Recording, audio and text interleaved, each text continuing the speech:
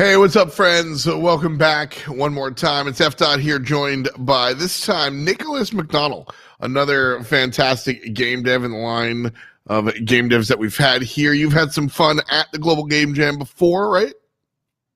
Yeah, like I say we, I mean my company, but Samurai Punk, the studio that I founded with Winston Tang, is basically formed by necessity out of Global Game Jam. So many jams on the side, but like Global Game Jam especially is like very special to our company. So yeah, we've done a lot. I think I've hit the last 7 jams. So Oh, I think I've wow. done a pretty good job. Yeah, 7, maybe not 7. Yeah, 7. I missed 1 year. I missed 1 year because I was in Texas I was displaying a game at PAX South, and I wasn't able Ooh, to jam with the team. rough. But I mean, so many other years. I mean, that mug right Mm-hmm. there, This is that's one, this right? is yeah, this is 20. Melbourne has a thing where they part of going is you get a mug. So I have the mugs from 13, 14, 16, 17, 18, 19, and 20. Awesome. Mm, Yeah, so no stranger to this world. or definitely or not. anything like that for sure. Yeah, Samurai Punk. You were talking about that. You and a friend started up this studio. You guys have put out Mm-hmm. ScreenCheat, which we'll talk about in a little bit. But you said that it was kind of spawned from a game jam, or Yeah, or various game jams. So when me and Winston were at university, we weren't really having a good time with the course we were doing, and we started doing jams on the side, like global. Like I hadn't made a game, like really made a game, even though I'd done 2 years in university or college for the Americans. Um, until I'd done 2 years, I hadn't really made anything, and then we did the 2013 Global Game Jam, and that one was with 2 other people we knew from uni. And I sort of worked with Winston for the first time there, and we made a game called Samurai Double X, which it was this tiny little game where you're a blind samurai and you have to play by you visualize the world through sound. I think I a lot like of that. other games of that year. Yeah, that was, I don't know what the theme was. 2013, the theme was heartbeat. So it was like your heartbeat was pulsing sound waves. Okay. Yeah, yeah. And then we basically just kept doing jams, both global and then a bunch of others. I ran some jams, and like that was how we sort of learned how to make games and how we came together as a group. And eventually we started our company around the same time as 2014's Global Game Jam happened, which was where we formed ScreenCheat in its first iteration. You can even go and play that, I think, on the archives. You can play the original OG version of ScreenCheat that was made at Global Game Jam. We did that with Hadley and with Ellie. Ellie ended up joining the team for a long time. She recently left the company, but we worked together on ScreenCheat and various other games over the last nearly 7 years. Wow, that's a Yeah, long time. I mean, it's been a journey. Yeah. that, it's a lot of fun. I mean, the journey is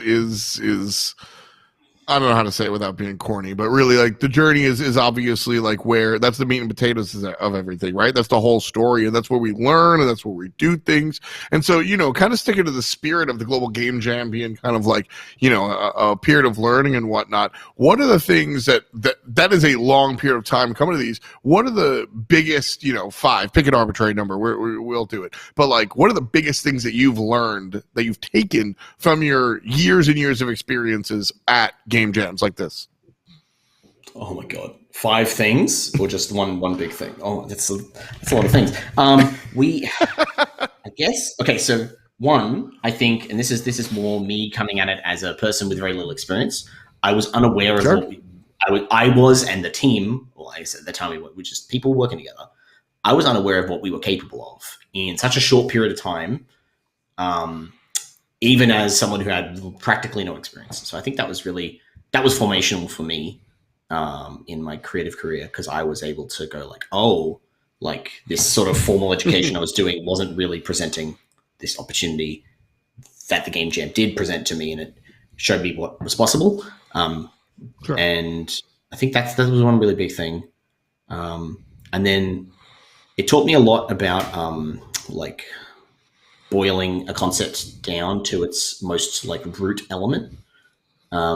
So a lot of our process when we're coming up with ideas, either for the company or for the game jams, is trying to trim away all that fat, that like metagame or progression or just like buzzwords that apply to modern productions. And game jams really, because you have to trim them down in order to finish them, or at least finish something. So I think they're super valuable. You talk about scope creep, or you could just talk about like scoping everything down for the jam. But I think for you to come out with something that you're proud of, no matter your skill level, you always got to trim it down really hard. And going to game jams even now is, I don't want to say experienced or veteran, because I don't think that's true to my current state. I would consider myself a junior. But even now, I still feel like game jams continue to reinforce that mentality. Mentality. Well, it's funny, I was saying this. I was on the. We just got off with Chewy of Projection First Light, and one of the things that came up talking about game jams in general, were the idea that us as designers are very familiar with the idea of limit a player to increase their creativity, right? Give a player a sandbox versus give a player a sandbox and a couple of rules, right? Well, there you go. You create any game, but it has to stick to the theme. And you're like, well, okay, I have to scope down and down and down, and that actually will help you find more creative solutions. Like I love watching old devs talk about working on 32-bit systems, and before we're like, okay, so we couldn't do a bunch of hordes of enemies, so this is how we creatively got around it. Like that's where your brain goes in these game jams, how to, well, I can't really do that, so let's creatively get around it, and bang, I have a whole new thing in front of me. Yeah, 100%. Yeah, like the concept of ScreenCheat was born through the team was coming up with ideas for that jam. And I remember we've spoken about this before, but the ideas we were coming up with, the theme was something to do with like conceptual visualization. But I think the theme was, it's really long. It's like, you don't see the world as it is, you see the world as we are, or the reverse of that. It's been okay. Years, it's the 2014 jam, so someone can look that up for me. And we were constantly trying to make games that were like, we could do like a game that's multiplayer and people viewing the world through different perspectives. We were like, the metaphor for that was going to be like animals, as a lot of animals have different visions. So like some animals see in ultraviolet, some animals don't see ultraviolet at all. Snakes see heat, or that's like they sort of can perceive heat anyway. And we were like, okay, well, we'll do like a puzzle game where you're animals and you're perceiving the world differently, and you're like overcoming obstacles together. It's like cooperative. And we were like, well, it's a game jam, and none of us know how to do networking. So I guess we're not going to make this game, because if we do it split screen, people will just go like, well, I don't need to talk to my person I'm sitting next to, because we wanted to generate conversation. That's the kind of puzzle game we wanted to make. So we were like, oh, well, if people are just going to screen cheat, we kept using the term because we were talking about it as screen paging or screen cheating or screen hacking or whatever. And we just started talking about that idea. And it made us start the conversation, why don't we make a game about that instead? If that's what's going to happen with every single design we make during this jam, why don't we just make that the game instead? If people are going to do it, let's embrace it. Yeah, like just take it and run with it. It's the happy accidents are always the best stories, and that's clearly kind of what happened there. ScreenCheat has been really fun. Like this, I've actually had some fun playing ScreenCheat. I think it's awesome. And that sort of thing. Like, when do you notice? Like, when did you know that okay, this is bigger than just like, I want to take this away from the game jam into something else? It was actually during the jam itself. Melbourne used to do this thing, which it's very hard to do now because of COVID. But we used to have people would come and visit the jam during the actual, like in the last couple of hours. People would sort of start to come by, and then they would do a big session where people would come and play everything. So instead of everyone leaving right after the 48 hours had finished, everyone would just sort of mill around and play each other's projects. That's cool. And during that phase, we were getting big crowds. We had people had brought their families in because they were like, "Oh, I'm working this weekend, but family, do you want to come and pick me up and play the thing I made?" And we were having like families of 4 come and play it. And it was both when we realized that the game is very family friendly because of the art style that we had gone with for the jam, which was we went with no violence, basically, as close to no violence as you can for a shooter. And we also realized that there was just like, oh, well, people are just having a really good time with this, and this is the thing we made in 48 hours. So, and then that was then reinforced when we took it to another, like then they usually host like a 1 month afterwards. We come and play everything at like a bar, and a publisher approached us there, and it was like, okay, I guess this is legitimate enough that we should take it on. That's awesome. Yeah, watching it kind of grow into what it has been really, really fun. And everybody, we always talk the success stories. This is the Game Jam, though. How many or what other examples of kind of shots of? Let's just walk down the Game Jam pathway. You've been to so many. Like, do you have any of the of your old projects in your mind that you could talk about from the old Game Jams? Of games that I can point out as successes, or just games that I can remember? Because I remember just games in general that we've worked on over the past in the all the past Game Jams. I'm gonna actually pull up my Global Game Jam page. Oh, that's perfect. Yeah.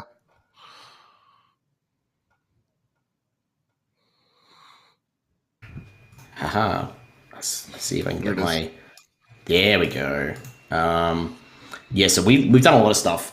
I think weirdly one of the games I'm most proud of, it's not even a particularly good game, was I made a clone of, I was with people I barely knew at the time. We made a clone of Pong.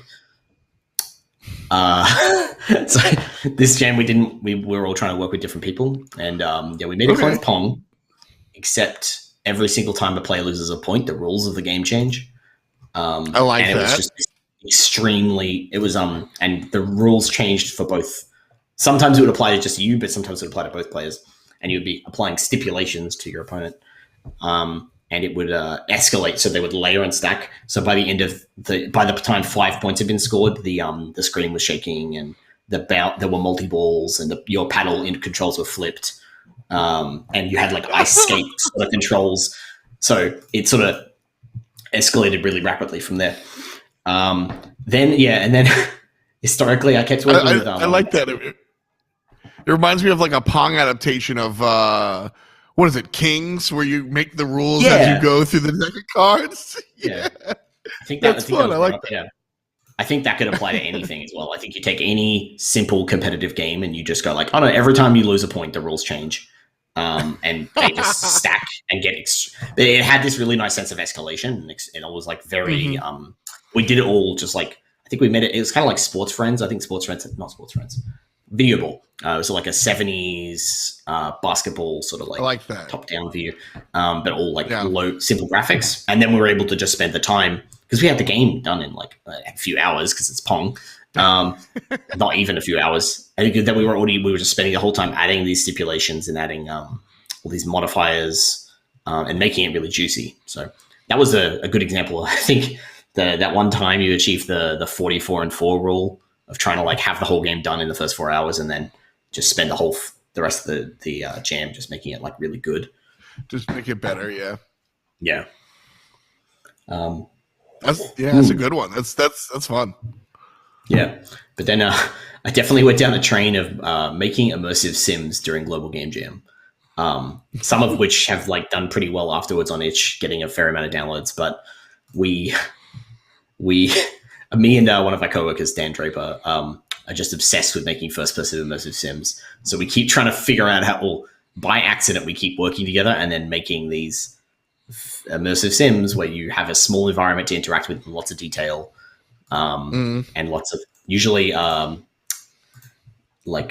sorry, I'm trying to think of what the like string holding together. It's usually it's always comedy based, so there's always a joke associated with it, and there's 4 of those immersive sims across the years. So it's a trait I'm trying to get out of for the future. What's an example of one of them? I think one of my favorites is the Golden Tulip, which is about it's a comedy spy game where you're sitting in a hotel viewing another hotel, and you can see all the windows of the different people, and you're viewing. And it looks like jazz punk, so everyone's like these sort of like meeple, very simple style characters. And you can tap into the telephone line with a little like sort of rotary interface and listen to the conversation that they're having. So you like spawn them with binoculars and wait till they use the telephone. And then you go like, okay, I'm going to listen to that room. And then you're trying to identify which one of them is your target, and your target is you've got like a briefcase. It's all very like 60s James Bond, like it's meant to be very silly. So you open a briefcase, there's a cipher. The cipher, once transcoded, tells you who your target is and what they're doing, or it's like a hint. So you have to like listen to the conversation and try to figure out from that hint if they're the one. And then you detonate that. You have, apparently the logic is that there are bombs planted in every apartment and you're marking which one to blow up. But if you detonate the wrong one, your apartment explodes. So it's yeah, it was meant to. I don't know where it kind of went in the end, but it was I was very happy with how polished it was, and the interface for like listening to the different telephones lines is really satisfying. And that is something I'd really love to sort of bring forward in the future. But it's very, it's kind of a strange game. But I guess everything we make is kind of strange. I mean, I'm here and I'm like, sign me up. But also, like, I've played a lot of like odd games like that, but that's what the game jams are for, you know. Again, talking to a couple of people here, both from like, you know, a couple of different developers, etc. Like, game jam is where you get to be extra creative. Like, as a game developer, as a game designer, that's our job. We're creative for a living, but unfortunately somebody's usually holding our paycheck going, okay, but what about these people? What about our target demographic and our onboard experience, right? Like, global game jam. Not having to think about the market is so nice. Right? It's going nuts. And so that's just have a good time. It's like a party for game developers. Yeah, it reminds me. So I used to do a lot of music, and it really reminds me. I love the term game jam because it totally reminds me of just like pulling out with my guitar in a hacky sack and be like, "It was good. Okay, I like that bass line. Let me try this." And that really is kind of what it feels like. Yeah, 100%. Yeah, we unfortunately I feel like we kind of went down this weird route where we kept thinking like, oh, when is the next ScreenCheat going to come out of one of our game jams?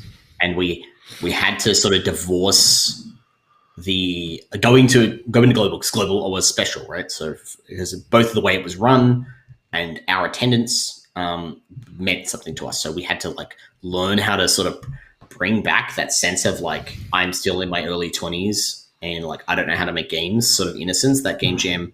And try to recreate that, because now we're like, oh, we're working on it. And could that be the next hit? Could it be like the thing that we make that like actually succeeds?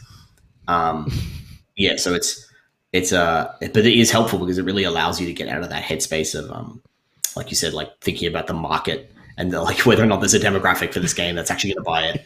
Like, no, it doesn't matter, because the outcome is what you make of it, not whether or not you are financially successful or something.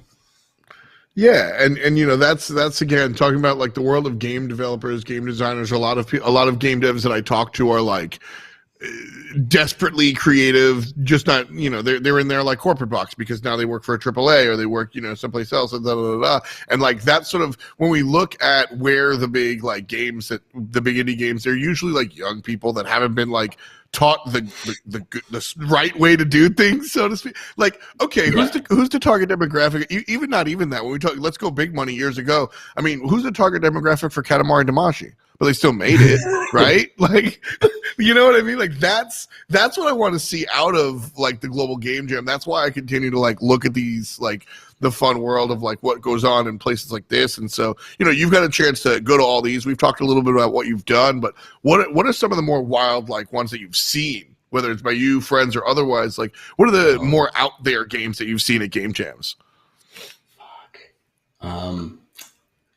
This is gonna be a tough one. Because I like the really odd, you know, give me a platformer with a cool like direction, sure. Give me like a first person shooter where like the world's upside down, fine. But like the weird esoteric ones, like, oh, I'm a subway car and that's my player character. Okay, I'm interested. Like, I'm trying to actually remember. This is a bit of a. I'm trying to remember if. I mean, I'm not going to call back to one of the ones we made because it was a clone of another game and we were stretching at the time. So there were, I think the Heartbeat Jam actually produced some really interesting stuff because people got really literal with it, and they were like, we're going to play as a red blood cell in the veins of a human, and you're going to defeat a white blood cell, and you're going to defeat chemicals, but it's going to be but the mechanics are going to be like a surfing game. So you're surfing on the waves of blood and attacking the virus coming into the body, but you have to like still ride the waves like tiny bird style or tiny wings. So I have that game for the Dreamcast. Yeah, like stuff like that are so much fun. Yeah, frankly, I actually think the amount of games that I actually get to play at the end of these, I'm so drained. I don't end up playing enough of them. Besides what Global used to do, we would like have that party afterwards. But yeah, I actually wish, now you're just asking about this, like I wish I had spent more time playing them, because I think there's going to be a lot of good stuff out there. I mean, there's thousands of games that I'm not playing. that's always the thing, right? We need to spend more time playing games, because all we do is sit here and talk about them, make them, or otherwise, right? But no, I mean, the game jam is fun, because you were talking about working with people that you didn't know too well. I want to get more into that conversation, like, because there's a lot of different disciplines and making games or whatever, and working with different people. So how did that come out? Like, why did you wind up in that situation? So, various different times I've intentionally tried to work with people I don't know. The first two game jams, it was necessity. I was invited to the first global by a friend from university who didn't end up going. So I was planning to, there was like a group of them, and I was going to jam with all of them. And then they were all like, "Oh, we can't make it." So I'm like, "Guys, I'm here. What's going on? I don't know anyone." It was really scary because I was like a kid. But I ended up running into people that I found just like, it's on the edge of like, oh, I kind of know these people because I've seen them in my university course, but I don't really know them that well. And we ended up sitting around a really good group of people who some of them are actually like in our co-working space now at our office. And the people are like stuck around. So like, I'm pretty sure Route 59 people were there for people who made Necro Barista. Like Kevin and Nock. But yeah, we just sort of formed this little clique, and it was like all people. I never worked with the group that I was with, and it was just like really good energy. And that, I think, and I guess I can kind of point to the other games that I was really proud of at Game Jams as being, I never thought about this, but the ones where I worked with people I kind of don't know helped me get into that like loose headspace where you are just like, well, I don't know the limits of what we can make as much, because I don't know how good these people are. I don't know how well I'm going to interact with them. So the constraints need to be highly constrained, and we need to really push back. As opposed to situations where you work with people, you know, like if I take people from our company and we say like, hey, let's jam together, I think what we end up making is like kind of, it's good, but it's like too calculated, perhaps. Okay. Yeah. I feel that. Yeah, this is a revelation, by the way, for me just right now. You're like revealing to me why some of the things I make have made at these jams aren't as good as the other ones. I'm like, oh, is it just this unknown? This is why we go to therapy, folks. Both getting to meet these new people and the insight that they bring as well. Like having just a set of new voices. Yeah, you get into like a formula of your like, listen, I know. I used to work. I used to do like balance on a MOBA, right? And we used to like make new characters. And I know there's 6 designers. I know when we have a new character pitched, AJ is going to want to pitch a frontliner that does crowd control. Aggro's going to want to pitch like long range made shit. And like we go to the table knowing that already. It's like, okay, here's the loose pitch. Easy to play, defensive oriented, and he's tall. Right. And I go, I already know what all 6 of you are going to say. So sometimes jumping into a different like group, like, that can change your perspective, can be changed by looking out a different window. Right. Like, and like, so it gets you out of that groove. So yeah, I think that's really beneficial, and maybe take that forward. But, definitely. It's trying new technology. I think another way to approach that is trying new technology, or trying to work within just tighter boundaries. Yeah, that kind of goes to what I was talking about, like with constraints and looking at older devs, and they're like, all right, so the year was 1997. We had like a limited budget of like $100 in a burrito, and there was like 4 gigs of RAM for us to work with. So in order for us to put out the game, we actually plugged it into Dave's car, like, and those stories are like really funny. But then you look back at it and go, wow, like that's extremely creative how they got around that, and then that's why they were able to make Half-Life, right? Like because of the limitations. And so you jump into a game jam and they're like, all right, these are your 4 people and the category is lost and found, go. And you're like, what? And so that's like the fun. I take it you weren't a part of this. Were you a part of this year's Global Game Jam? Wait, 2020 or 2021? Yeah, like 20. Yeah, the one that's just about to start. It's like time. I have not signed up this year. Unfortunately, I think we could almost actually do it in person, but the timing is not going to work out for me this year. Unfortunately, I have too much of life stuff getting in the way. Regular old life. Yeah, it's a shame. But we did do 2020, and that was the last time we saw everyone. No, that was January, so it wasn't too bad then. Yeah, no, I I feel that I was doing like I met up with my old Rocket League homies. We were doing it in last January, and I was like, that was the last place I was, like just with like before, right? The before times and everything. But what was the project that you guys did for 2020? Was there anything fun? So we took the company and we brought in someone new as well. And the team made 2 different games. One of them was a game about driving like a sci-fi truck through the desert and trying to keep it going and keep it alive from falling apart. I can't remember what the theme was last year. I feel like I should because it was so recent. What was 2020? Repair? Anything forgotten about the year 2020 is forgiven. I'm just putting that out there. Just a blanket forgiveness about anything 2020 related. And then the other part of our team worked on so this is very different approaches to this. One was a game about driving a truck through the desert and keeping it going while it like bashed into rocks and was like struggling to handle the conditions. And the other half of the team made a game about being sexy robots that you construct out of parts doing a runway show. But it's like hinges and limbs, and you just kind of like construct it. And then you have a time limit to construct the robot, and then it just goes down the runway. But it's like a physics monstrosity. So it like your score is like how long you stay on. Yeah, and it's like, oh, how long can it stay on the runway is how good it did, not like how it looks, because it's really homunculus. That's fun. That sounds like a lot of fun. Yeah. Yeah, so those are the 2 games we made last year. I think they're both wildly different.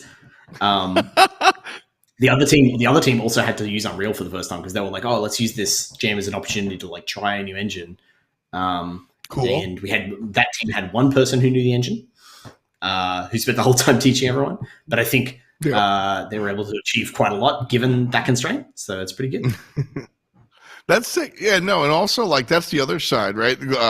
Game jams are always sort of like tossed as like students do your thing, right? But looking at the other side, people have been rocking the world in the world of game development. It's also a time for you to like expand your repertoire, right? Like, okay, so all we do is in Unreal 2 days. Let's do it in Unity. Ready, set, go, right? Yeah. Like, so that's kind of cool. So now your team knows Unreal, or at least the half that we'll have a little bit more experience now. Right?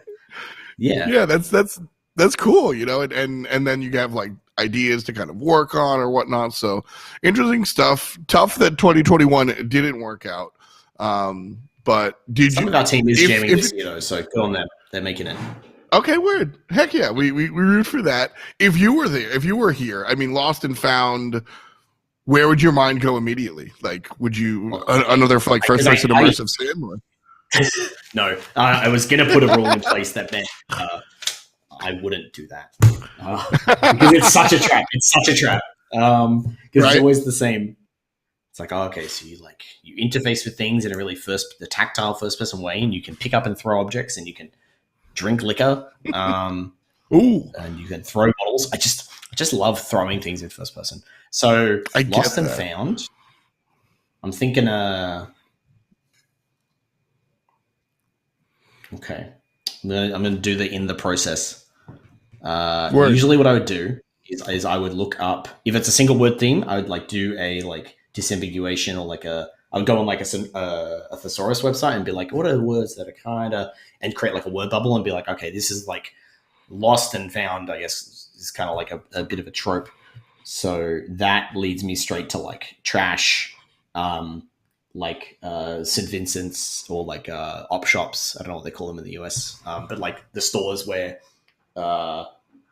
people like dump stuff and then it's like it's Okay. really really cheap. So most people can buy like clothing for like $1, Thrift stores. or yeah, thrift That's what we stores. call Yeah, them. yeah. Yep. And then I guess you also have like this idea of like history. I think that's a cool thing about stuff. I think stuff like that idea, like you find someone's like book and it's got like a note in it that says like with love and care, and it's like the teacher who gave it to the student that really liked. I think objects can get like imprints of history on them, which is really cool. And then I'm like thinking about SCP, that concept where like it's very much just like straight up ripping off Control, but like the importance placed upon an object creates a power to it, right? So I'm like, oh yeah, so like that book that the child got like the note from the teacher on it, that book now when I have it, I'm like super smart, and I'm like I can see the future. Right. So yeah, I just kind of like I'll just like map things out and start to pull as many different concepts as I can into individual, just like as like one sentence kind of concepts. And the process we've used in the past is saying along the lines of like we throw everything on the wall that we think is worth even considering, and then we'll start filtering it by like feasibility and interest. And we try to make something that's both feasible and interesting, or like the most interesting. Obviously, maybe we shouldn't be even thinking about feasibility. Maybe that's too much. We should do feasibility last. But yeah, just trying to pick the most weird or the most interesting idea. Well, at the end of the day, you have to be able to execute, right? So, like feasibility, per our conversation before, we don't have to talk about like return on investment, but like, can you actually render this environment? I think that's a fair conversation. Yeah. So we're gonna have a 2-scale model of the US that you walk around in real time. And you're like, maybe that's not so feasible. And you're a teddy bear that's lost its family. And the first simulation is very good. Well, and then it's like at the end of the jam, you're like, oh well, we got a photo of Mark Wahlberg, and we are putting it it's a sprite, and it's just his head, but it pivots and faces the player, so it's like it works. That's a horrifying image. Yeah, it's like a beholder from Doom, right? But it's Marky Mark's head, and it's Marky Mark from 1990s. Marky, what was he? Was he all the way in the back, just like bad accent and racial epithets combined, just doing the same thing. Shout out! No, don't shout out Mark Wahlberg. But yeah, no, I think game jams are so much fun because I think it's a lot of we get so. I think one of the most harrowing times. Sorry, Ryan, if you're out there. One of the most harrowing times in my life was my guild leader. A dude that I like played games with, not just WoW, but like our other games. Right, my gamer friend went to uni, got a degree in whatever the hell, went to game design world, and he worked at a couple of like mobile companies. Now he's over at like Blizzard actually doing cool things, right? But like for a long period of time, I was like, yo man, I like this game. It's a lot of fun. He's like, well, the feedback loop is such that the onboard experience is not so, and I'm just like, man, I don't care.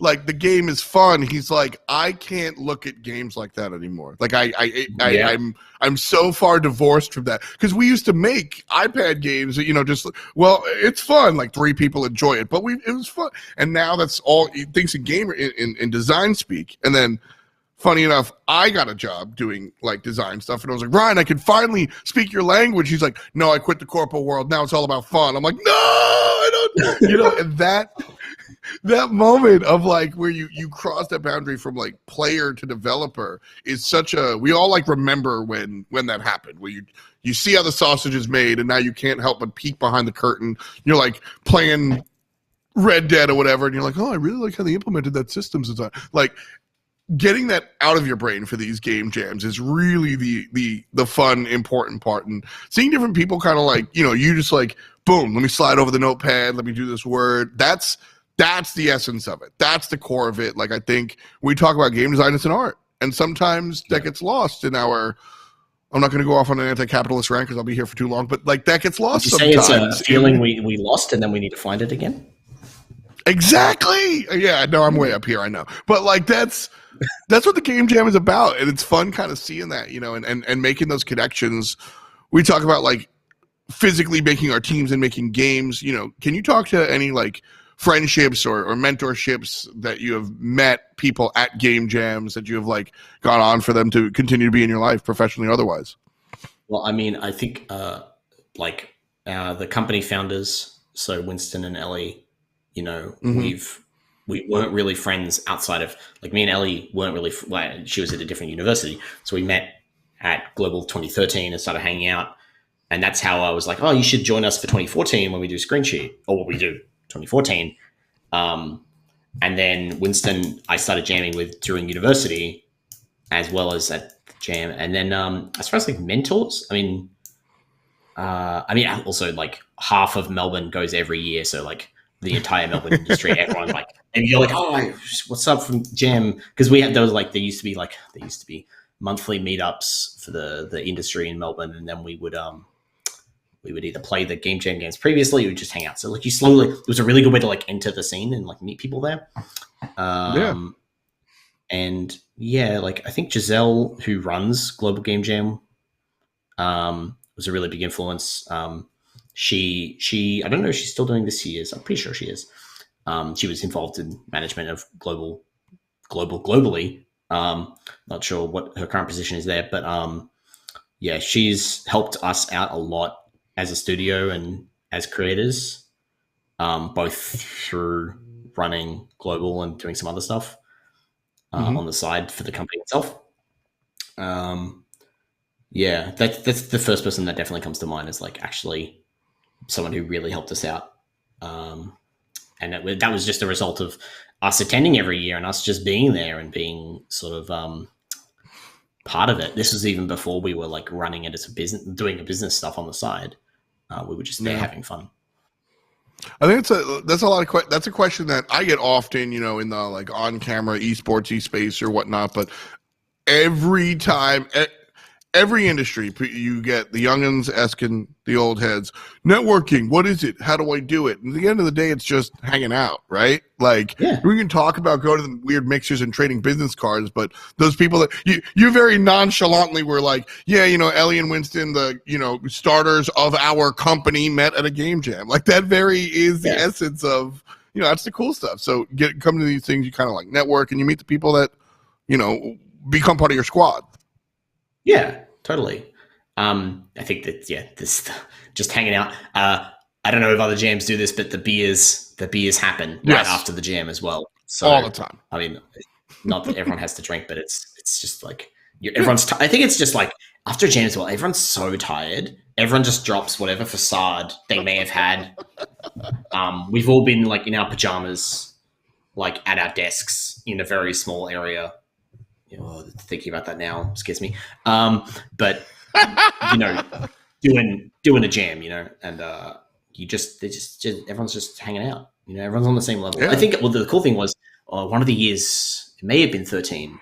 There was like a bunch of people from EA. There's a EA studio in Melbourne called Fire Monkeys, and I was like, oh my god, there are AAA people here, and that's really elevating for someone who like doesn't consider themselves a developer yet. Being like, you know, this sort of event can just like bring you like, and you see what they make and you're like, oh, this, you know, my thing's not that far away, you know, we can get there. And so it's, and there's that great equalizer, like you said, not everybody has to drink, but like after the show, beers come through, like they're eating the same mozzarella sticks as us, like, you know, so there's this like understood, you know, sort of that equalizer, like I said, is very, very real. And seeing it at, you know, I've gone to a bunch of college.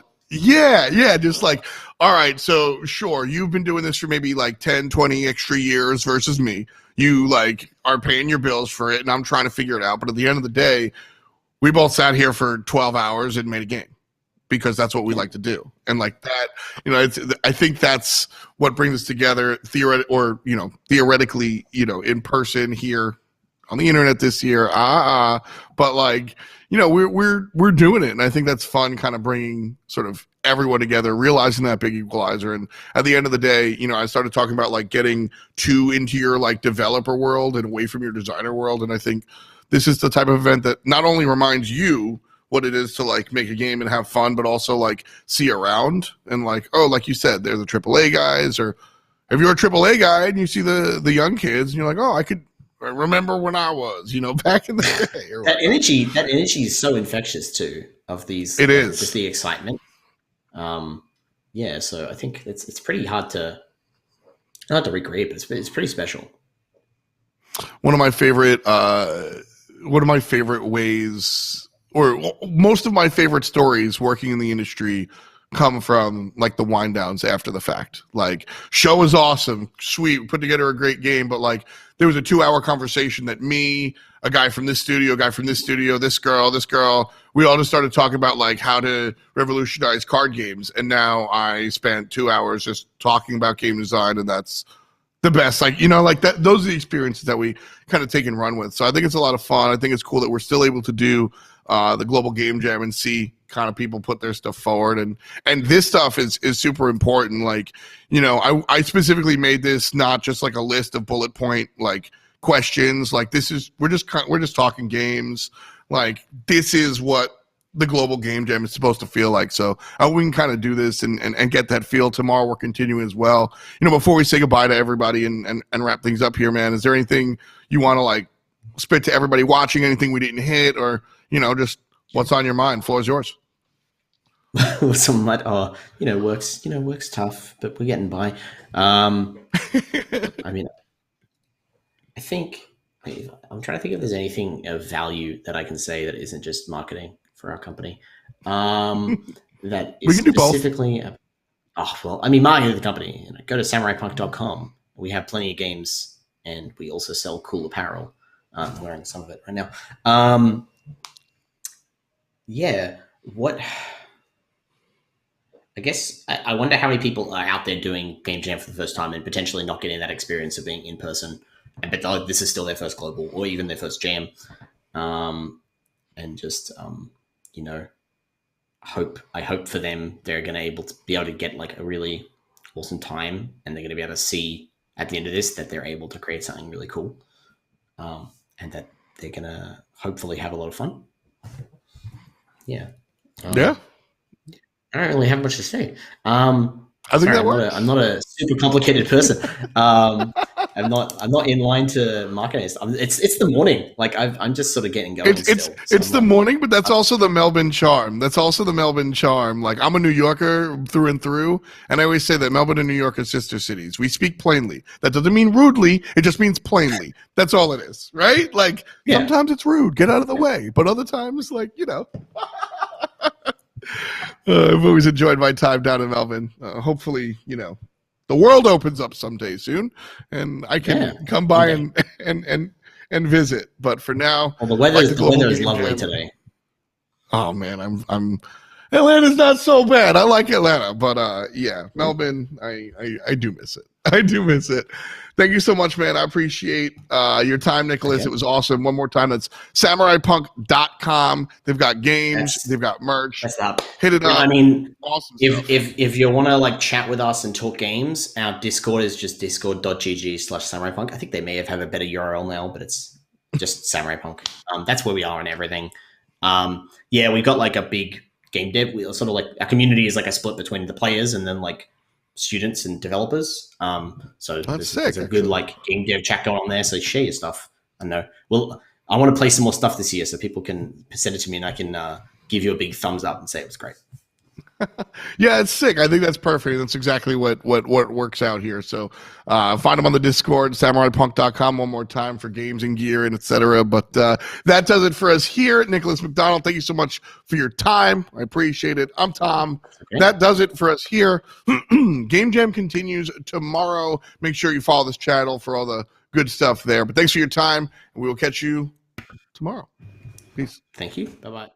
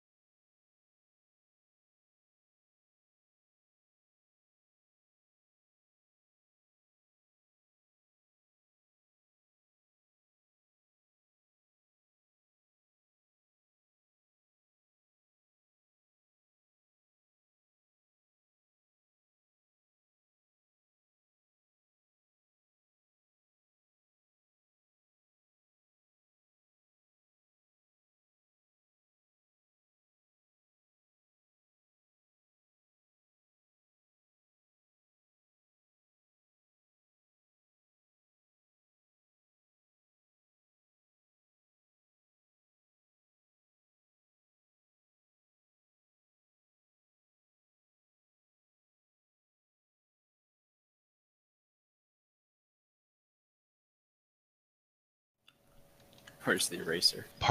Hold down the annotate tool and go to the eraser part of it. What do you mean? Oh. I made that same mistake not too long ago. And then S. Okay. Oh. Jeez, there's like an ASMR mouth noises.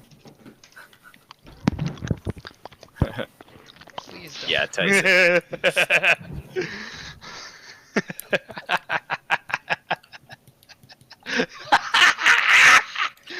What the fuck? Are you okay, Tyson? Yeah, I'm fine.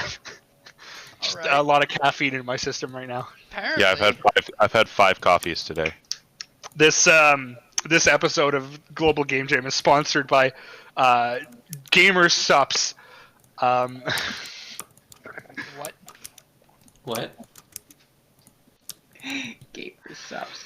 So, for those of you that remember EGLX 2018, Yes. there was a booth there that was selling Mhm.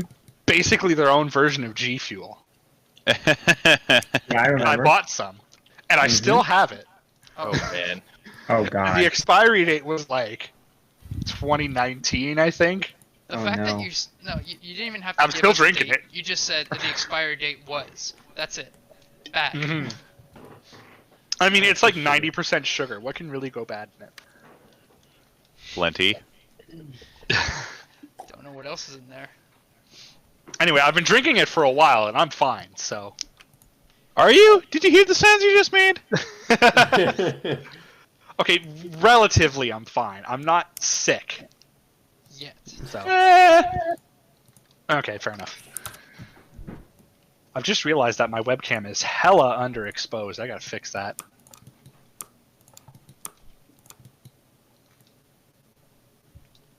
Guys, I've made our map. That's too much. We're done. Whoa. Sweet. Just do some ray marching. But like the kind of like this sort of like the idea that it's like in some kind of mist or some kind of fog in the background instead of just like a space background is something that I want. Yeah, me too. That's why I'm figuring out what we're gonna make it look like. Right. But yeah, David, But you were gonna you- do some annotation. Yes. Right, I got completely distracted. Yep, I guess I can just do it this. Oh.